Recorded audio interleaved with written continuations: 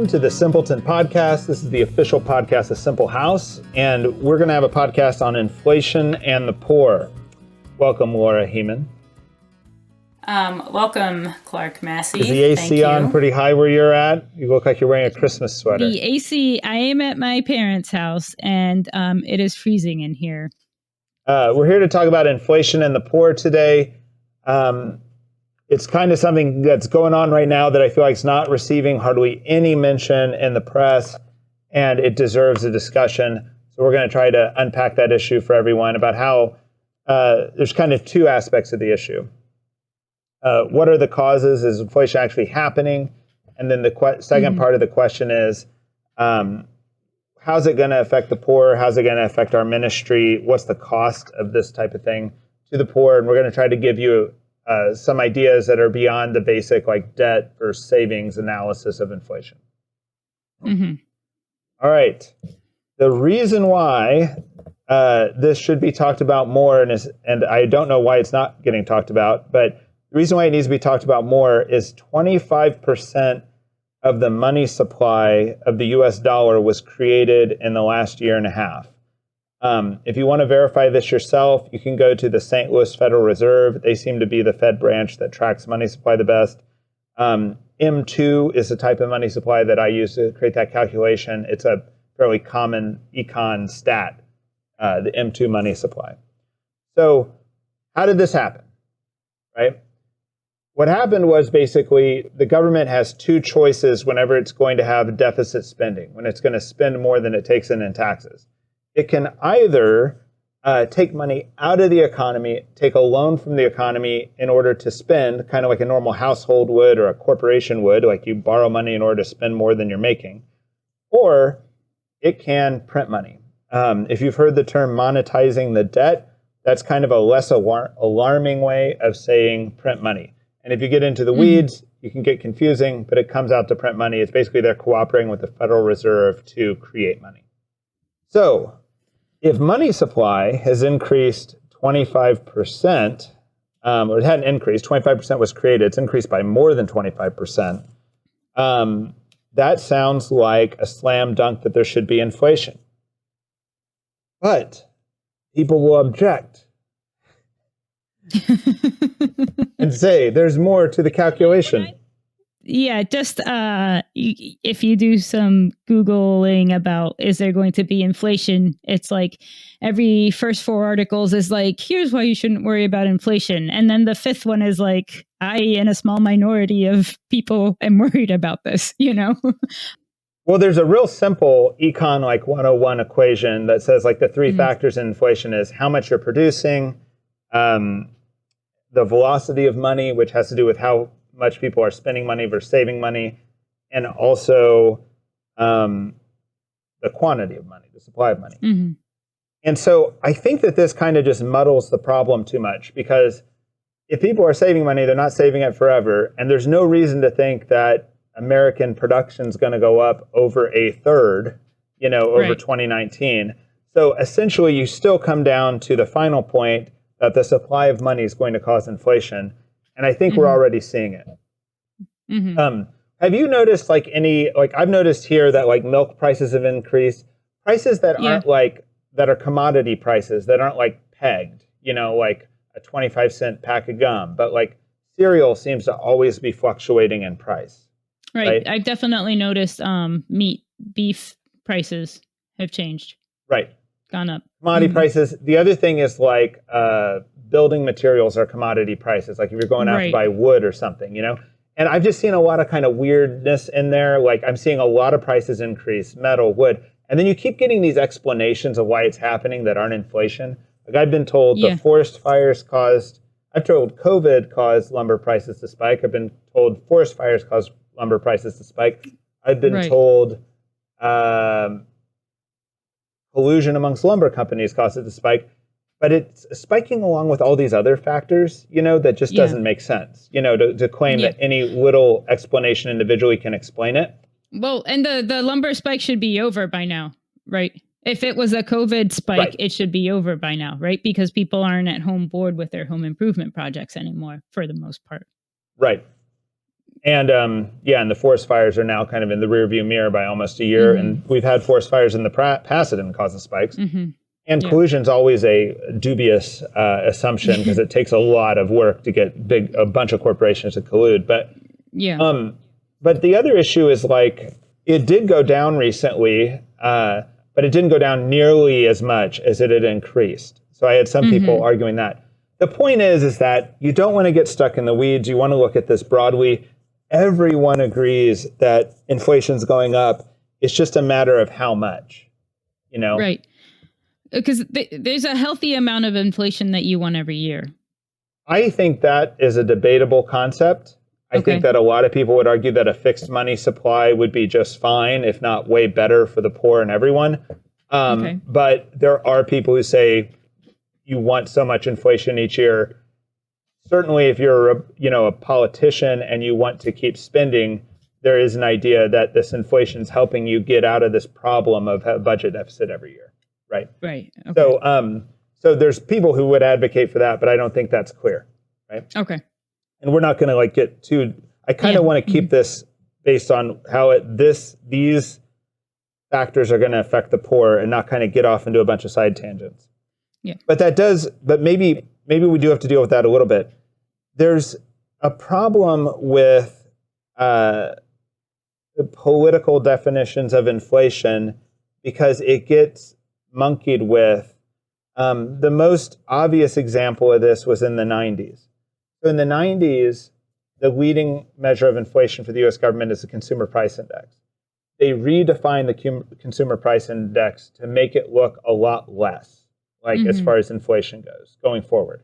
And the reason why they did that was they saw a coming catastrophe in Social Security, and neither the Republicans nor the Democrats wanted to deal with going to people and saying we're cutting Social Security, or wanted to go to people and say we're raising taxes for Social Security, because the money should have been there.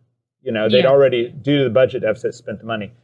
And so they redefined inflation so that all Social Security would not increase at the same rate it had been increasing, right? That was a huge cut to Social Security that helped, the federal government fiscally without having the political cost of the problem. Yeah. And I think there's a lot that's happening now where we're doing things like giving all these stimulus checks, and I think you can argue that's a good thing, but only about a third of the stimulus money actually goes to the people. The other 2/3 is going to all these other places like corporations. Yeah. But even if you do argue that's a good thing, you can't ignore the inflationary aspect of it. Right. That we're financing it through inflation, through creating money. Right. And it seems like to me, would you agree that it seems like both parties don't want to touch the issue? Yeah, no, I don't see serious engagement of that at all. I read like a large percentage of stimulus money has been saved rather than spent, which begs some questions, so, and I don't see serious engagement, of that. And that's what I see is I see Republicans and Democrats arguing whether or not a stimulus check should be $1,600 or $2,000.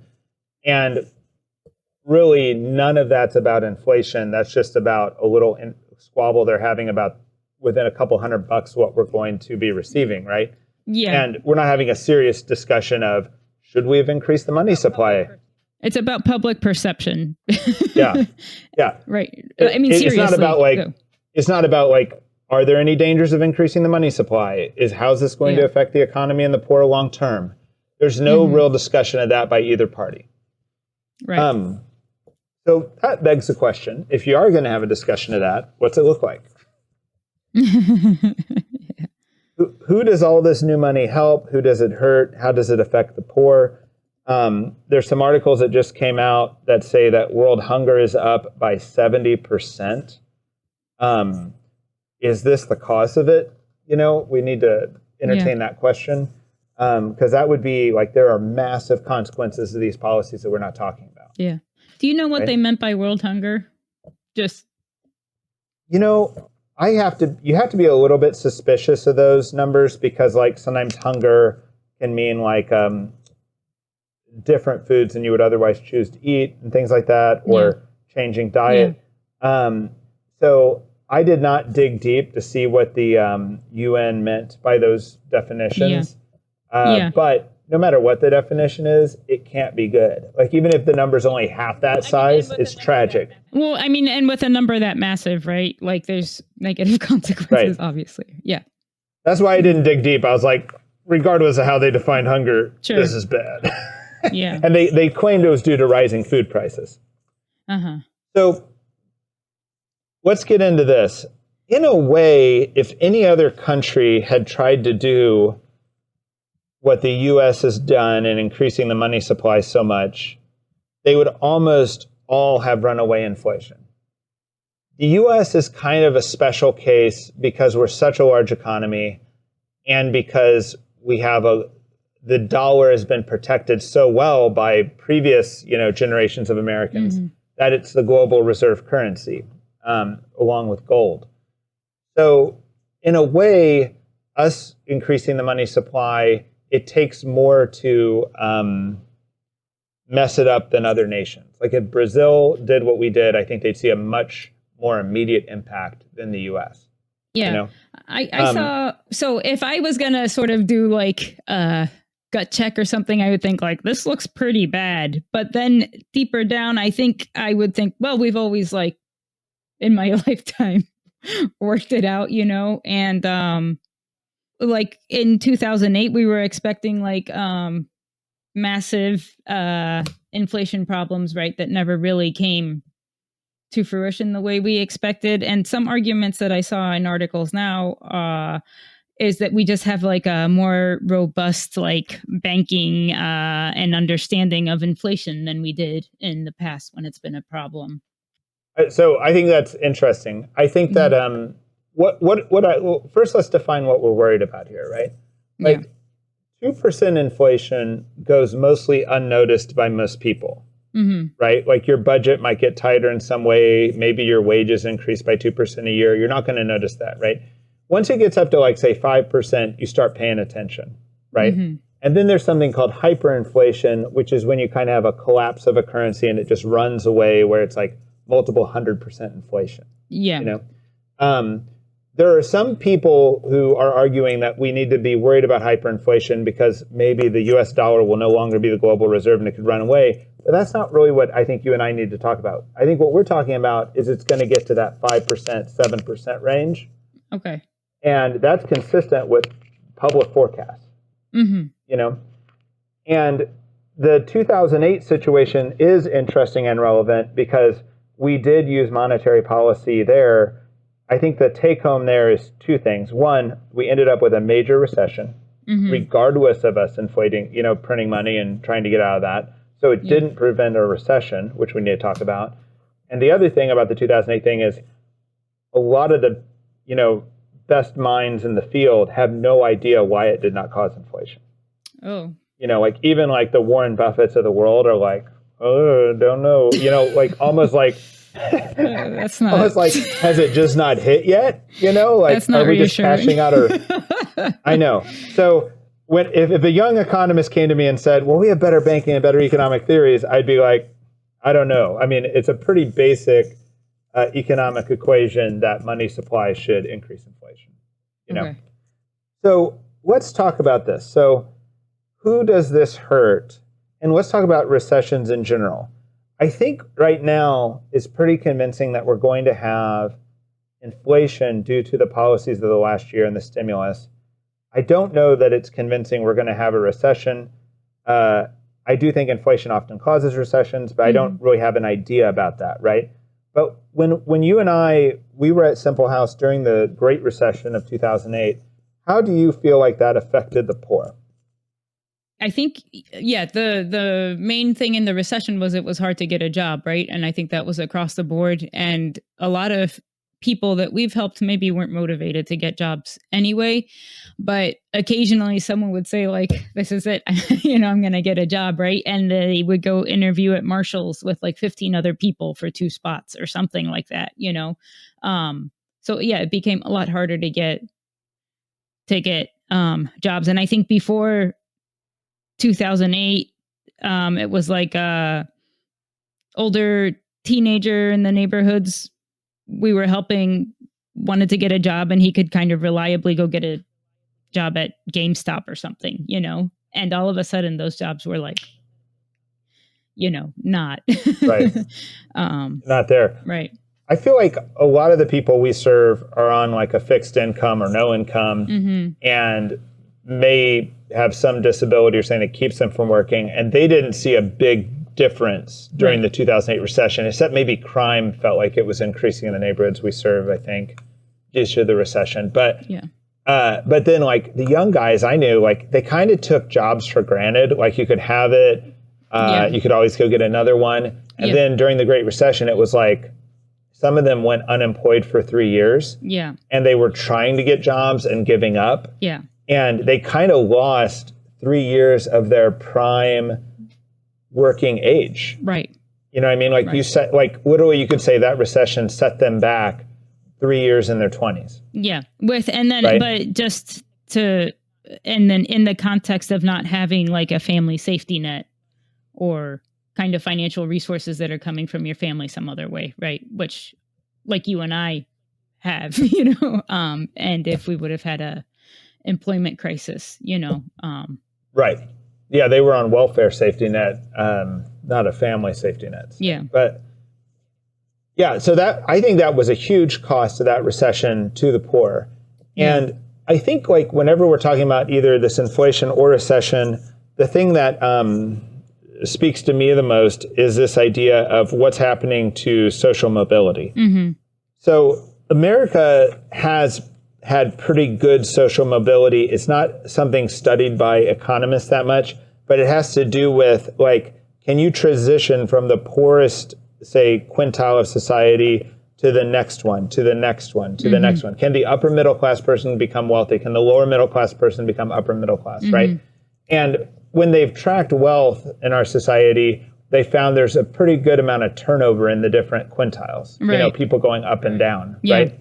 And it is kind of like, I feel like every donor, even myself, like my highest hope for a lot of the people we serve is that they just no longer be poor. Well, that's not true. I'm a missionary. My highest hope is that they have spiritual benefit, But like if you're helping someone move, if you're helping someone get a job, you're really working for them to not be poor any longer. You're not trying to help them tread water. Right. So how does all this affect social mobility? I think is a huge aspect. And then also there's the suffering it causes. Yeah. Can we, just like Go a ahead. little sidebar that I think is like relevant. I think a lot of people during COVID were like, oh, how are the families that you help, and like financially, same or better. What was my point? I think your point there might mislead people. Okay, what was... Like we saw like like let's break down what I think I know what you're saying. We serve a lot of fixed income people. A lot of fixed income people saw these stimulus checks as windfalls. Yeah. And I actually don't know if it helped them or hurt them, but they weren't unhappy about it. Yeah. And I can't tell you it hurt them, But so there was no loss of income. A lot of families we helped weren't dealing with loss of income. They might have had other like kind of social issues or whatever coming, but like loss of income was not a majority. I think that's a section. I think we definitely had people who lost jobs. And we also saw... but some of them qualified for unemployment benefits when they lost jobs. But we also saw an incredible spike in homelessness. I think in Kansas City, just off the cuff, we might have seen a 200% increase in homelessness. Do you think, families that you were helping that already had housing, did you see those families move into homelessness? No, I didn't. It made me really wonder where the homelessness was coming from. I think it's something that's not yet explained. Right. Like, I think like you weren't going from public housing to homelessness. Right. Like, I think the people that were hurting were not like the lowest quintile, or I don't know what is the right percentage. I think that's the point I'm trying to make. Let's talk about the quintiles, because we haven't even established that yet. Let's talk about kind of the poorest of the poor as like one group. Then there's the next group, which would be kind of like poor or low income people who are... kind of making their own way, have the possibility of becoming middle class. Yeah. Then there's kind of the lower middle class, the upper middle class, and then we'll call the last group the rich. Okay. So in the poorest of the poor, people with zero income or fixed income, I think we could argue that we don't know how they were affected by the stimulus payments. And I know that they're going to be affected by inflation, but they might view it more as an annoyance than a really bad thing. Like as these food prices rise, their monthly budget's going to get harder and harder. But then you also have to account that they got a few grand, in stimulus payments, right? But the few grand might not come at the same time as the rises. Oh, it totally didn't, because the rises are just, like we're in the midst of the rises, and the few grand they got may be over. Seems like they're getting some money now for if you had kids, but you could still say, who knows whether or not it net hurt them, net helped them, because I don't know how much the stimulus helped them. Yeah. The lower, kind of the people with jobs, the people who are kind of making their way, the people who have the best chance of escaping poverty, I think they were tremendously hurt by this. Yeah. And because they're trying to save, they typically don't have access to financial markets, which might go up with inflation, and they're trying to buy a home. That's like the main path out of that state, right? And homes are running away from them fast, And I'd say the same's true of kind of the lower middle class, maybe people who were renters, didn't own a home. They're having the same problems, Some people are going to see it almost as like, why try? And they're going to quit trying. Yeah, well, especially loss of jobs, right? And they may want to just take that unemployment check and not try to progress, to better their lot. And then the upper middle class, I think you could say it's maybe a wash, because they probably own their home, so they got some return on that with inflation. Yeah. If they have their money in the stock market and their retirement's in the stock market, that will mostly track inflation. So most of their wealth was protected. Oh, also, the other thing to say is inflation is not even. Inflation affects commodity prices first, and usually the last thing that changes is wages. So if you're in the lower class, you're in this situation where your monthly budget is worse and worse and worse, but the money you're making is not increasing proportionally. Yeah, but you're spending a bigger percentage of your wage on commodity things as well. Yeah. Right. Yes, that's true also. Yeah, you're not, the majority of your income is going to basic necessities, which are often commodities, right? So it takes a while for inflation to work through the economy.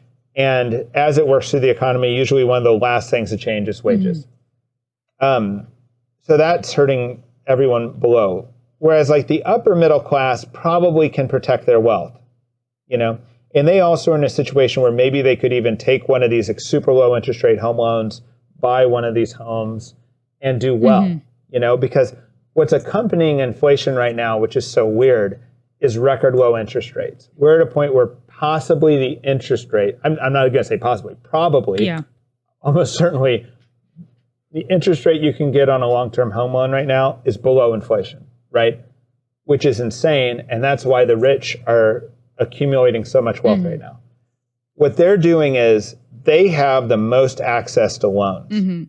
If you can get a nearly 0% interest rate loan, or let's just say below 3%, below inflation rate loan, you can literally buy something, do nothing with it, like buy a house, not rent it out, not do anything with it, sit on it, and make money just from inflation. Not real estate appreciation, just inflation. And you're seeing all this money and all this corporate money pouring down into things like the real estate market because they're doing that. They're taking advantage of record low interest rates to just take up assets, right? And as they start like a vacuum sucking up these assets, guess who doesn't get the assets? The lower middle class, and the people trying to get out of poverty, right? So essentially, these super low interest rates way disproportionately advantage the rich, and inflation doesn't hurt them that much. Particularly, it helps them if the interest rates are low, but it doesn't hurt them because their wealth's in inflation tracking assets. Whereas the lower classes where they have savings, where their wages are stuck and not increasing, where, the majority of their income is going to commodities and food and things like that, they're the ones getting screwed by the inflation. And then to add to that, you have to take the UN report about the 70% increase in hunger, and you have to say, well, the people in the developing world did not get a U.S. stimulus payment. Right. The U.S. is the largest agricultural exporter of the world. Our prices are increasing due to inflation, and it's not trickling down to the developing world. So, but the price of our agricultural goods went up due to inflation. Mm-hmm. So these stimulus policies, in a way, between the low interest rate, high inflation, is not really hurting the upper class, not really hurting the rich, is particularly hurting the people who you're most rooting for, the lower middle class and the poor who are trying to get out of poverty. It's particularly hurting them. And it might be causing hunger in the third world. This needs to be part of the national debate. Right? And I think the question you asked me, Laura, there's not a great answer to, which is, what should a Christian do with all this? And I don't know. I know that... I mean, even an individual, right? Because I think there are plenty of non-Christians that care about these too, but then particularly as Christians. Sure. Like, how do we affect the political debate? Because somehow the political debate is not integrating any of these factors into the discussion. Right? So it's a silent issue, that we might be causing third world hunger, right? It's a silent issue that, people aren't going to be able to buy houses and get to the middle class anymore. This is not being debated on the floor of Congress nearly enough. You're probably just ignored if you brought it up right now, right? The only thing I can figure out is we don't want to keep parroting the talking points being sent down to us by either party. Yeah. And we don't want to act like these are solutions without trade-offs. Like, send everyone $1,000. That'll solve the problem. Yeah, right. No. The problem is more complex than sending everyone $1,000, and there's unintended consequences of that, right? But politicians are kind of, their interests are too convoluted anyway to look to them for the good debate. Yeah, and it does, like, monetizing the debt and allowing inflation allows them to pass all types of spending policies and never have to tell anyone no. Yeah. Yeah. And, when you do things like cut Social Security for everyone who's paid into Social Security and do it kind of in a backdoor method without actually having a real nationwide debate on whether or not we need to cut Social Security, that's also just brushing your problems. I guess monetizing the debt covers a lot of sins. Yeah. I mean, like, you can pass a new defense bill, you can pass a new, stimulus bill. You can pass, as long as you're willing to monetize the debt. As long as you're willing to deal with that devil, you're willing to do almost any spending bill you want to. Yeah. And there's not meaningful debate on it. Yeah. So I don't really have a solution to it. I think that this social mobility needs to be one of the biggest issues in the way we create our society. And it's something that's torn my heart out at Simple House, because I sometimes think of our nation as divided into like three types of cities. There's kind of like the dying cities, the middle cities, and the high rent cities, right? And it's weird, if not straight up wrong, to act like there is a policy that fits all three types of cities. Yeah. Yeah. Right? Like a policy that will help the poor in a dying small town America or in a Detroit that's contracting is not the same policy that the poor who live in Harlem in public housing need. Right. Who live on the island of Manhattan. Right. It's just not, and it's not really, that's a broken debate from the get-go. Yeah. Right. And we have a ministry that's located in Washington, D.C., which is a high rent city, and in Kansas City, which I consider a middle of the road city, Kansas City being like a city that grows economically but doesn't have really high rent,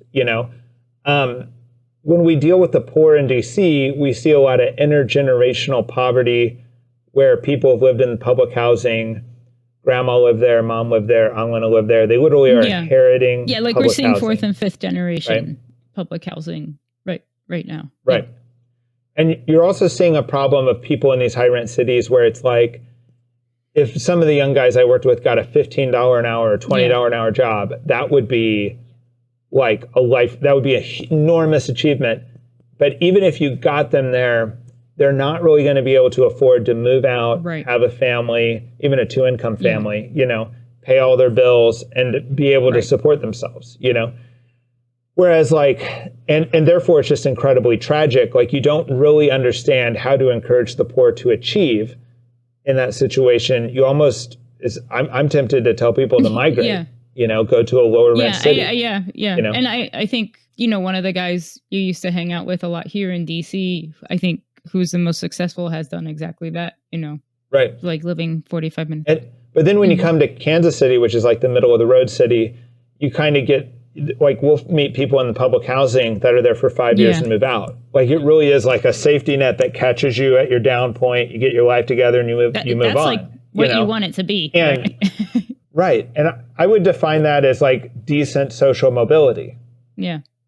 Like, you can actually improve your lot. And we want that. Like, I think what the U.S. wants is that type of social mobility. And we'll never be able to get the same amount of that in like a Manhattan as we can in a Cincinnati. But we want in both cases to protect and increase it. Yeah. And I think that inflation inherently is destroying it. I think from what I understood, there's like a lot of people are saving money right now. And so it's like maybe inflation is rising a little more slowly, right? And then when people start spending money, so I guess like an interesting thought exercise is, how can you anticipate what's going to happen in a couple years or a few years? I feel like that's the conversation I'm having with my friends right now. Like, we're worried about inflation and the economy and how it's going to affect us. Yeah. I think that the point of this podcast is more how it's going to affect the poor. I did mean that, like, But, how is it going to affect the poor? For us, how is that going to change our ministry? Is it going to look the same? Is it going to add I don't know. I don't know either. I know that the less social mobility there is, the harder it is for us at Simple House to give hope, at least economic hope. But when you have hope that your life can be better, it's also easier to have more kind of the spiritual virtue of hope, it seems. Yeah. When you feel like you're just stuck and can't ever improve your lot and you buy into that, it's a little bit harder to also, preach the gospel. Like, the gospel is active everywhere. Like, you can be in prison for the rest of your life and accept the gospel and have it transform you. But I would rather, part and parcel of Simple House has always been the spiritual and material works of mercy together.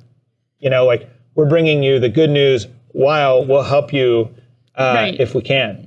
Tell us what you need, tell us your strategy, tell us your problem, and we'll assist you. We can't do it for you, but we can make it easier for you to achieve your goals. And that, I feel like, is part of our Christian duty, along with sharing spiritual wealth. Right. It's just aggravating. I think this whole issue aggravates the whole material works of mercy that we're trying to do. So anyway, not great news. We'll see if this goes out like the 2008 recession, where no one understands why inflation didn't happen, and basically we have to tear up econ textbooks or accept that the dollar is fundamentally different than every currency that's ever existed, which I don't think is true, but it could happen. All right, please subscribe, and follow the Simple House podcast, or the Simpleton Podcast, official podcast of Simple House. All right, bye, Clark. All right, peace out. Talk to you later.